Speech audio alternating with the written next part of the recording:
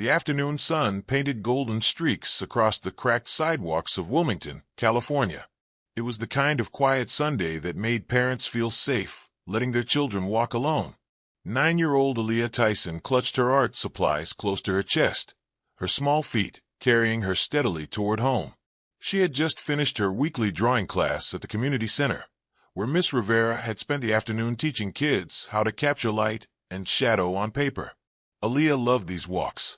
The familiar route took her past Mrs. Chen's garden, where roses climbed over a weathered fence, and through the tree-lined streets, where she knew every crack in the sidewalk. Today felt different, though. Her sketch pad seemed heavier than usual, and she couldn't shake the feeling that someone was watching her.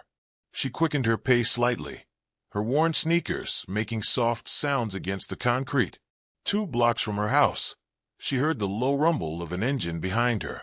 A black and white police cruiser rolled slowly alongside her, matching her walking speed perfectly. The window lowered with an electric hum, and Officer Ray Dunnan leaned out. His face was hidden behind reflective sunglasses, but his voice carried a tone that made Aaliyah's stomach tighten with unease. "You lost, sweetheart?" he asked, his words dripping with false concern. Aaliyah stopped walking and turned to face him, just as her parents had taught her. Be polite. Be respectful. Answer clearly. She forced a small smile, despite the growing knot in her chest. "No, sir. I live right down that street," she said, pointing toward her neighborhood. Her voice was steady, but her grip on her art supplies tightened. Officer Dunnan stepped out of his cruiser, his heavy boots hitting the pavement with deliberate force. He was a large man, and as he approached, Aaliyah had to crane her neck to look up at him. The badge on his chest gleamed in the afternoon light, and his hand rested casually on his belt, near his weapon. "You live here." His voice carried skepticism, as if a young black girl couldn't possibly belong in this neighborhood. "What's your address?" Aaliyah pointed again, more precisely this time. "4th house on the left, the one with the green mailbox. My dad planted those flowers by the front steps last weekend." "You got ID?" Dunnan demanded. The question caught Aaliyah off guard. She blinked, confused. "I'm 9, sir. I don't have ID." Something shifted in Dunnan's demeanor. His jaw tightened, and he stepped closer, towering over the small girl, like a storm cloud blocking out the sun. "Where are your parents?" "At home. I just came from art class. Miss Rivera runs it at the community center." Aaliyah's voice remained polite, but fear began creeping into her words. "Don't get smart with me," Dunnan snapped, his voice low and threatening. "That's what's wrong with your kind.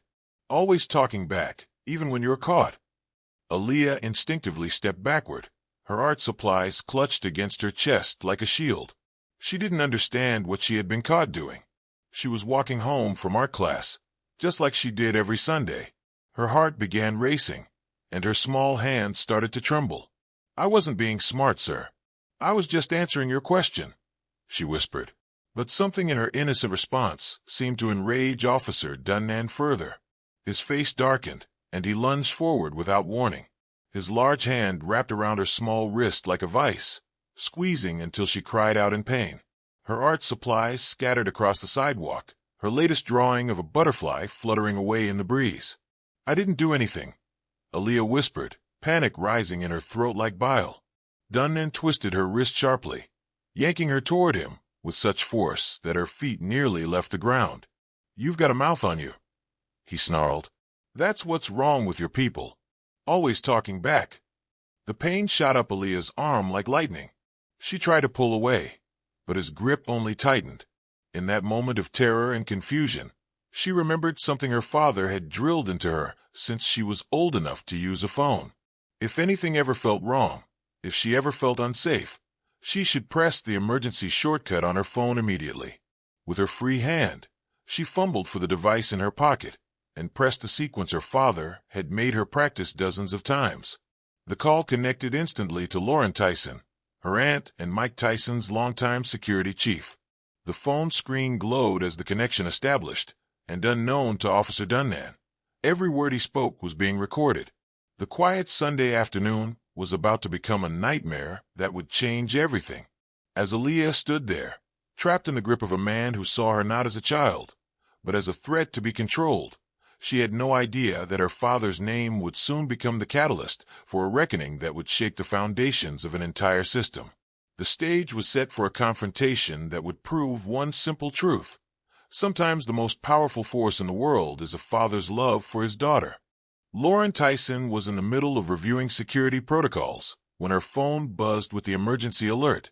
As Mike Tyson's head of security and Aaliyah's beloved aunt, she had installed sophisticated tracking and recording systems on the girl's phone. The moment the emergency sequence activated, Lauren's world shifted into high gear. She grabbed her keys and jacket, her trained instincts taking over. 20 years as a Marine and another 10 protecting one of the world's most famous athletes had prepared her for crisis situations, but nothing had prepared her for what she heard through her earpiece as she raced toward her car. Aaliyah's terrified voice came through crystal clear. "Please, I didn't do anything. Please stop. That hurts." Lauren's blood turned to ice. She pressed her foot harder on the accelerator, weaving through traffic with precision born from years of high-stakes security work. Through her earpiece, she could hear a man's voice, cold and menacing, talking down to her niece like she was something less than human. Back on that sidewalk in Wilmington, Officer Dunnan's grip on Aaliyah's wrist had become unbearable. The 9-year-old tried desperately to explain who she was, hoping it might make him stop. "My daddy is Mike Tyson," she said through her tears. "Please, you're hurting me." But instead of releasing her, Dunnan laughed. It was a cruel, mocking sound that made Aaliyah's heart sink. He didn't just disbelieve her. He didn't care. To him, she was just another black child who needed to be taught a lesson about respect and submission. "Your daddy, huh?" he sneered. "Well, your daddy ain't here to save you now." With those words, he twisted her arm with vicious intent. The sound that followed would haunt everyone who heard the recording, the sharp, sickening crack of a 9-year-old's bone breaking under the force of an adult man's rage. Aaliyah's scream tore through the quiet neighborhood like a siren. She collapsed to the concrete, her left arm bent at an unnatural angle, tears streaming down her face as shock and agony overwhelmed her small body. "I didn't do anything," she gasped between sobs. "I didn't do anything." Dunnan stood over her, breathing heavily, his hand resting on his belt. His face showed no remorse, no recognition of the horror he had just committed. To him, this was just another day of maintaining order, of showing these people their place in his world. Without saying another word, he pulled a pair of handcuffs from his belt. But as he reached down toward the sobbing child, something made him pause. Perhaps it was the growing awareness that windows were opening in nearby houses, or the sound of a car door slamming somewhere down the street. Whatever it was, it broke through his rage-fueled tunnel vision. Instead of cuffing her, he grabbed Aaliyah under her good arm and dragged her toward his cruiser. She was in too much pain to resist, her world spinning from shock and trauma. He shoved her into the back seat and drove directly to Wilmington General Hospital, where he pulled up to the emergency entrance and pushed her out onto the curb. "Tell them you fell," he commanded, then drove away before anyone could ask questions. The emergency room staff at Wilmington General had seen everything: car accidents, overdoses, domestic violence, gang shootings. But when they saw a small black girl stumble through their doors, clutching a clearly broken arm, with no adult guardian and no explanation except "I fell," something didn't add up. Dr. Sarah Martinez, the attending physician, knelt down to Aaliyah's eye level. "Honey, can you tell me what happened?" But Aaliyah was going into shock. Her lips trembled, her eyes couldn't focus, and she kept repeating the same phrase over and over. "I didn't do anything. I didn't do anything." Nurse Jennifer Collins noticed something odd as they prepared to treat Aaliyah's arm. The child's right hand was clenched so tightly that her knuckles had turned white. When Jennifer gently pried her fingers open, she found a smartphone with an active call that had been running for 37 minutes. "She's been connected to someone this whole time," Jennifer whispered to Dr. Martinez. "The call is still active." At that exact moment, Lauren Tyson's car jumped the curb outside the hospital. She burst through the automatic doors like a force of nature, scanning faces until she spotted the information desk. "Aaliyah Tyson, 9 years old, broken arm," she said to the nurse. "I'm her emergency contact." The nurse looked at her computer screen, then at Lauren with confusion. Room 12, but how did you? Lauren didn't wait for the question to finish. She ran down the hallway, her boots echoing off the sterile floors, until she reached the room where Aaliyah lay on a hospital bed that seemed far too large for her small frame. "Auntie," Aaliyah whispered when she saw Lauren. Lauren was at her side instantly, taking her good hand and kneeling beside the bed. "I'm here, baby girl. I'm here." That's when Aaliyah broke down completely. Through her tears and pain medication, she told Lauren everything. How the officer had stopped her for no reason. How he had demanded ID from a 9-year-old. How he had mocked her when she said who her father was. And finally, how he had broken her arm while she begged him to stop. Lauren listened to every word while her rage built like pressure in a boiler. When Aaliyah finished, Lauren stood up and pulled out her phone. She opened the audio file that had been automatically saved from the emergency call and pressed play. The hospital room fell silent except for the haunting sounds of a child in terror and pain, the crack of breaking bone, the cruel laughter of a man who enjoyed causing suffering. Lauren looked around the room at the doctors and nurses who had gathered. "Do we know who did this?" Dr. Martinez asked. "I'm about to find out," Lauren replied. She walked out of the room with one purpose in mind. Officer Ray Dunnan was about to learn what happened when you heard of Tyson. The war had begun, and he had no idea what was coming for him. Lauren Tyson sat in her car outside Wilmington General Hospital, her hands gripping the steering wheel so tightly that her knuckles had turned white. The audio recording played through her earpiece one more time, and with each repetition, her resolve hardened like steel cooling in water. She had spent decades protecting people, but this was different. This was personal. This was family. She pulled out her phone and dialed a number she knew by heart. "Sergeant Linda Brooks, Internal Affairs," came the professional voice on the other end. "Linda, it's Lauren. I need a favor, and I need it now." There was a pause. Linda and Lauren had worked together on several cases involving police misconduct, and Linda knew that when Lauren called, it was serious. "What happened?" "A cop broke a 9-year-old girl's arm. Didn't log the stop, didn't report the injury. Dumped her at the ER like garbage." Lauren's voice was steady, controlled, deadly calm. "And Linda, she's Mike's daughter." The silence on the other end stretched for several seconds. Then, "Send me everything you have." Within minutes, Lauren had forwarded the audio recording, photos from the emergency room, medical reports detailing the extent of Aaliyah's injuries, and witness statements from the hospital staff. She sat back and waited, watching the sunset paint the hospital parking lot in shades of orange and red. Her phone buzzed with Linda's response. "Patrol Unit 73 Delta. Officer Raymond Dunnan. Badge number 4471. 5 years on the force. 3 prior complaints. All dismissed. Lauren, this guy has a pattern." Lauren studied Dunnan's photo on her phone screen. Same face she had glimpsed in security footage from the hospital's exterior cameras. Same cruel expression hidden behind those reflective sunglasses. He hadn't even tried to hide his identity. So confident was he that nothing would come of his actions. But Raymond Dunnan had made a critical error in judgment. He had hurt the wrong child. Lauren knew that every cop had habits, routines they followed religiously. She made a few calls to contacts in the department, people who owed her favors from previous cases.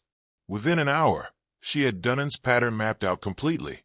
Every Sunday evening, same time, same place, Benny's Grill on 5th Street. Same booth by the window, same order, same smug sense of invincibility. She didn't tell Mike what she was planning. She didn't notify Internal Affairs or the district attorney's office. She simply got in her car and drove toward Benny's Grill with the methodical precision of a predator stalking its prey. The parking lot was half empty when she arrived. Through the large windows, she could see families enjoying their Sunday dinners, couples sharing desserts, children coloring on paper placemats. It was a scene of American normalcy, the kind of place where people felt safe and protected. Lauren parked across the street and waited. At exactly 6:47 p.m., a white pickup truck pulled into the lot. Raymond Dunnan stepped out, no longer in uniform, but still wearing those same reflective sunglasses. He walked into the restaurant with the swagger of a man who believed himself untouchable. Lauren counted to 30, then followed him inside. The hostess smiled and asked if she needed a table, but Lauren shook her head and walked directly toward the back corner booth, where Dunnan sat studying his menu. He looked up as she approached, not recognizing her, but sensing something in her demeanor that made him straighten slightly. "You lost, ma'am?" he asked, the same condescending tone he had used with Aaliyah still evident in his voice. Lauren didn't respond immediately. Instead, she reached into her jacket pocket and pulled out her phone. Without breaking eye contact, she pressed play on the audio recording. The restaurant's ambient noise seemed to fade as Aaliyah's voice filled the air around their booth. "Please, I didn't do anything. Please stop. That hurts." The crack of breaking bone echoed through the small space like a gunshot. Conversations at nearby tables stopped. A fork clattered to the floor. A waitress froze mid-step, her face pale with shock. Dunnan's complexion drained of color. "Where did you get that?" he demanded, standing up so quickly that his chair scraped against the floor. "You know whose voice that is?" Lauren asked calmly. "Doesn't matter," he snapped, but his voice had lost its earlier confidence. She was resisting arrest. "She's 9 years old," Lauren said, "and she's Mike Tyson's daughter." The words hit Dunnan like a physical blow. His mouth opened, but no sound came out. The smirk that had been permanently etched on his face since the moment he had spotted Aaliyah walking home vanished completely. "You threatening me?" he asked weakly. Lauren leaned forward slightly, her voice dropping to a whisper that somehow seemed more terrifying than any shout. "If I were threatening you, you'd already be unconscious on this floor." She slid a paper napkin across the table. Written in block letters were the words, "Room 12, Wilmington General. 9 years old. Broken arm. Audio recording. Witnesses. Internal affairs investigation pending." By now, half the restaurant was staring at their table in shocked silence. The audio recording had left no doubt about what they had witnessed. A police officer had brutally assaulted a child, and now justice was sitting across from him in the form of a woman who looked like she could tear him apart with her bare hands. "I suggest you think very carefully about your next 24 hours, Lauren said, "because internal affairs is just the beginning. The FBI Civil Rights Division is next. Then the district attorney. Then the media." Dunnan tried to recover his bravado. "You people think you can."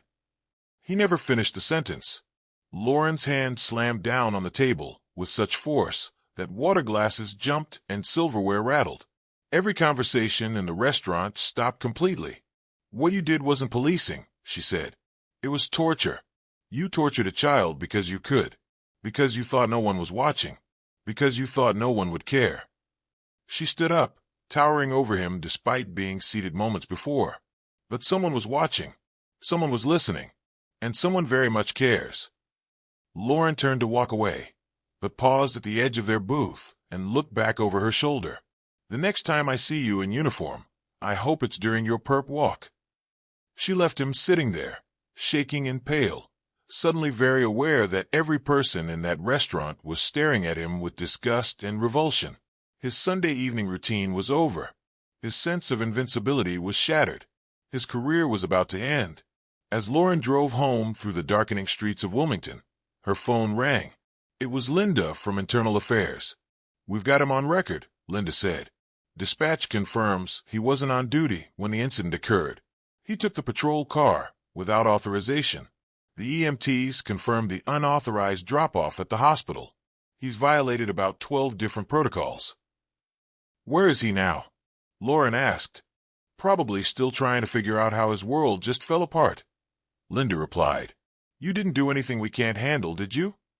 Lauren smiled for the first time since this nightmare began.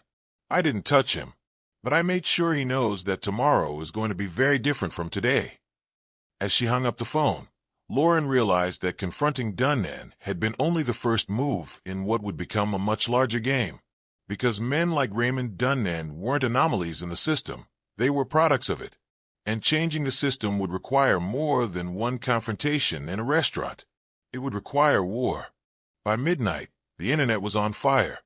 Someone had uploaded the audio recording from Aaliyah's emergency call to a whistleblower platform, and within hours, It had spread across every social media network like wildfire. The hashtags #Justice for Aaliyah and #Tyson's Child were trending worldwide, and the comment section was filled with outrage, heartbreak, and demands for immediate action. "I'm shaking after hearing that," wrote one user. "That poor baby. Name that cop. Name him now," demanded another. "When they said it was Tyson's daughter, I understood why the whole world needs to hear this," posted a third. The recording hit people on a visceral level. Even those who didn't know Aaliyah's connection to Mike Tyson were horrified by the sound of a child's terror and pain. But when news outlets confirmed that the victim was the adopted daughter of the legendary boxer, the story exploded into the mainstream media with the force of a nuclear bomb. At 3 a.m., Mike Tyson's phone started ringing. By 4 a.m., news vans were parked outside his home. By 5 a.m., every major network was leading with the story. The headline that appeared on screens across America read, "Audio recording captures police officer breaking child's arm. Victim is Mike Tyson's daughter."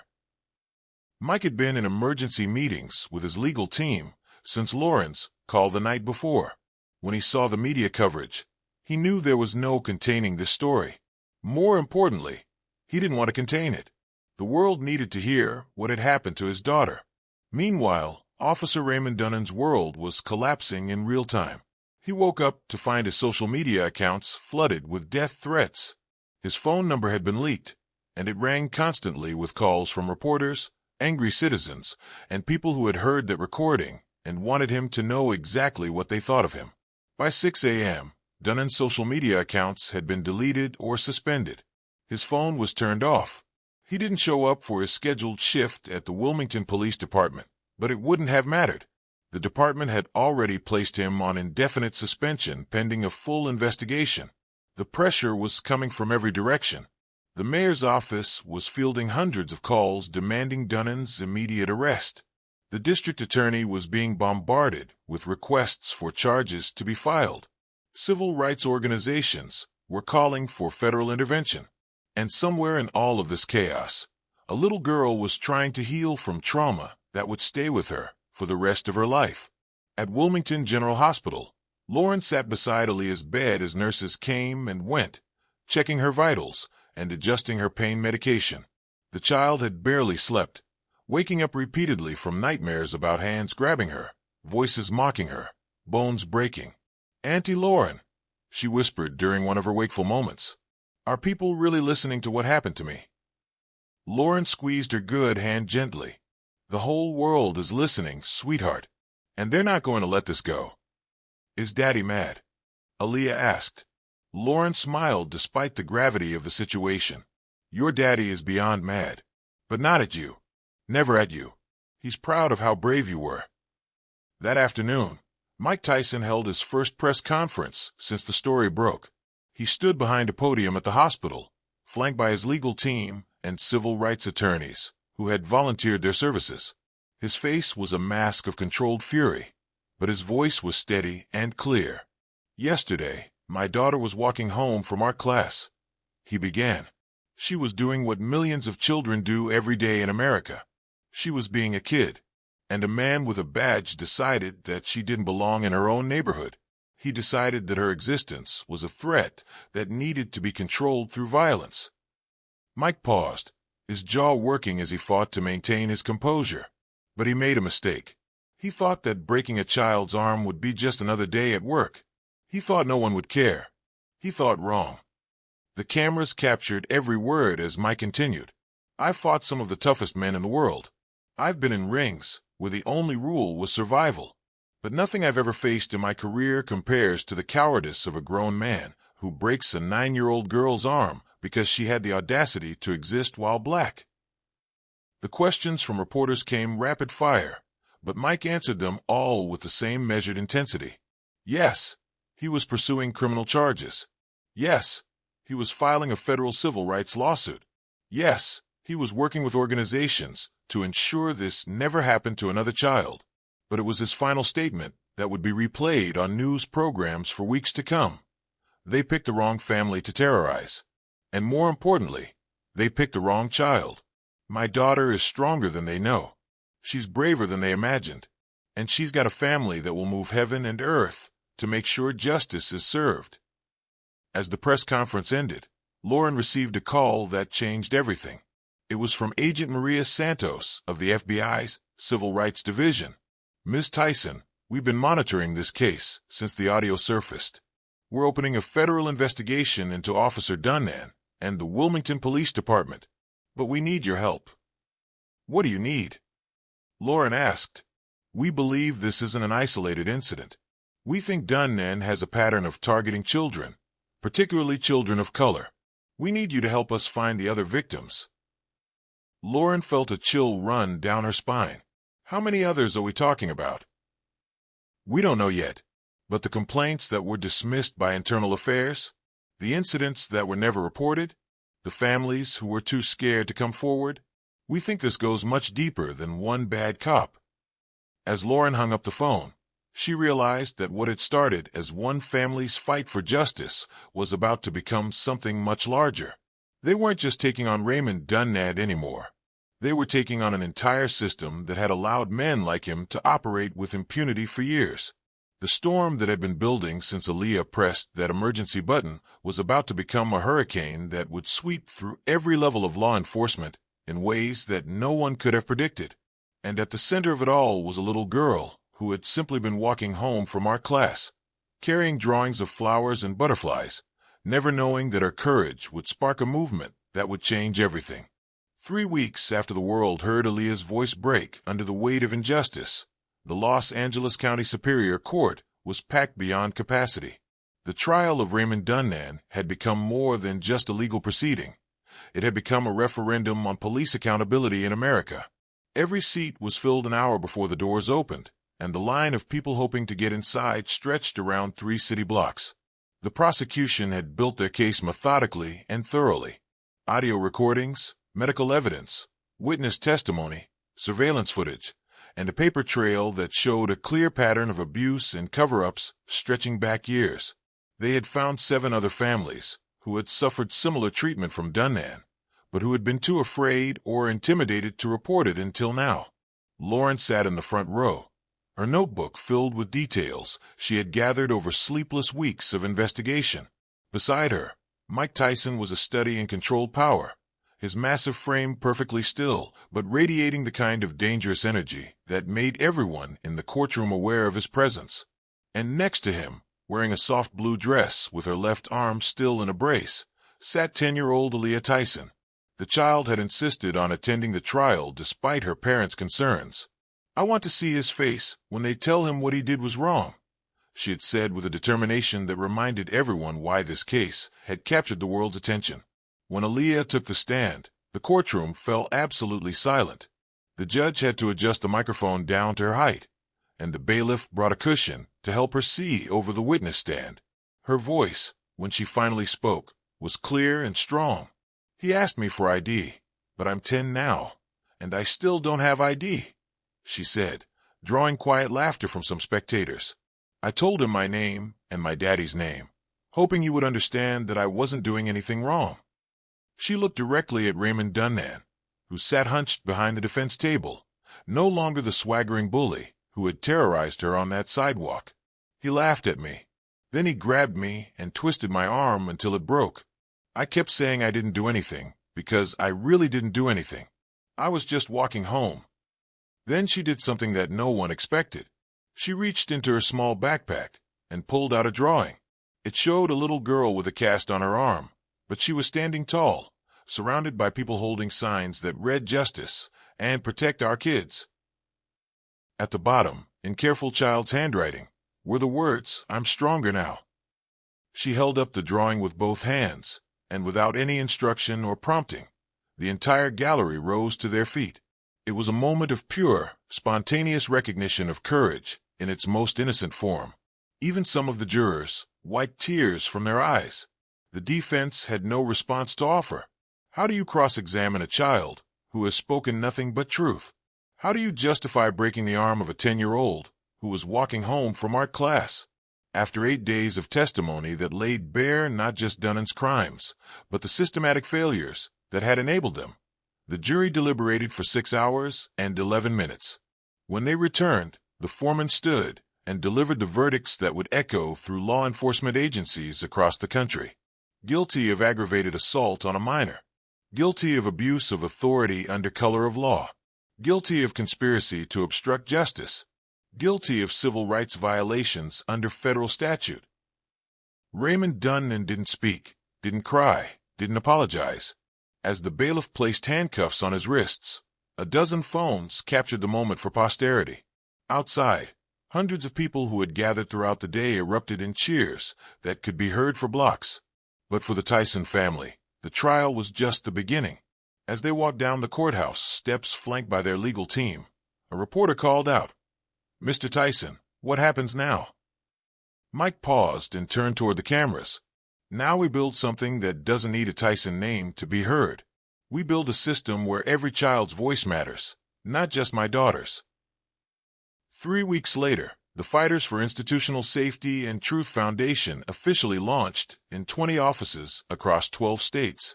Within the first month, they had received over 31,000 verified reports of police misconduct, many involving children and families who had never had a platform to tell their stories. The foundation employed retired detectives, civil rights attorneys, digital forensic analysts, trauma counselors, and social workers, all united under one mission: expose corruption, protect the vulnerable, and give power back to the people who had been silenced by fear and intimidation. But the pushback was immediate and vicious. Within days of the foundation's launch, Lauren received credible intelligence that someone had conducted surveillance on Aaliyah's school. The family was moved to a secure location outside Los Angeles, protected by former Navy SEALs and a security system that would have impressed the Secret Service. The attacks escalated quickly. The foundation's website was hit by massive cyber assaults traced to foreign proxy servers. Whistleblower identities were leaked. Death threats poured in through every available channel. One morning, Lauren found a package on her doorstep containing photos of Aaliyah walking to her temporary school, with a note that read, "Pretty little girls can have accidents too." That was the moment Mike Tyson decided to stop playing defense. The next morning, he held a press conference on the steps of the federal courthouse.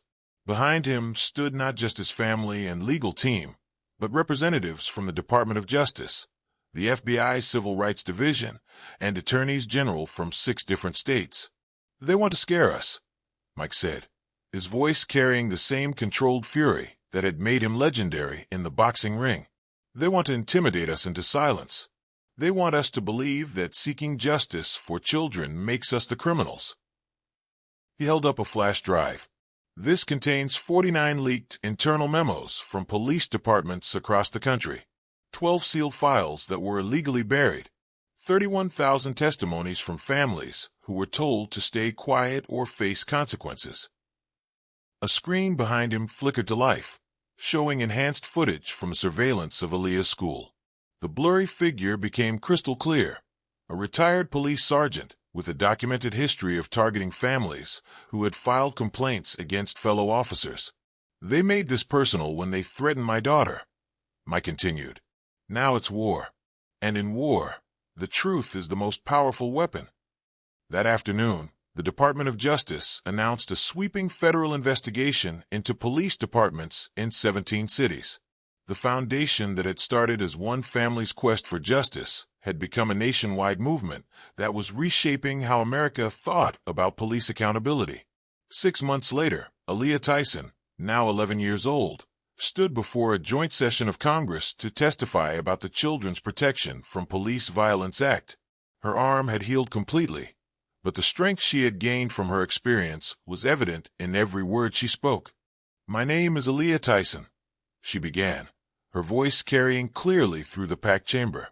"I'm 11 years old, and a police officer broke my arm because he thought I didn't belong in my own neighborhood." She paused, looking around at the senators and representatives who hung on her every word. "But I do belong. And so does every kid who's been hurt by someone who was supposed to protect them." She held up a new drawing, this one showing children of all colors, holding hands around a courthouse with the words "Justice for Everyone" written in bright colors across the top. "My voice started a movement," she said. "Now the world is listening, and we're not going to stop talking until every child is safe." The standing ovation lasted for 4 minutes and 37 seconds. By the time it ended, everyone in that chamber knew they had witnessed something extraordinary. The moment when a little girl's courage had grown into a revolution that would change America forever.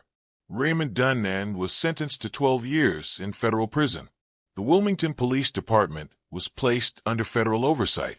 17 other officers were indicted on various charges. And across the country, children learned that their voices mattered, that justice was possible, and that sometimes the most powerful force in the world is a family that refuses to stay silent in the face of injustice. Aaliyah never stopped drawing, but now her pictures included courtrooms and congressional hearings, protest marches and foundation offices, and always, children who were standing tall and speaking truth to power. Because that's what heroes do, even when they're just walking home from art class on a quiet Sunday afternoon.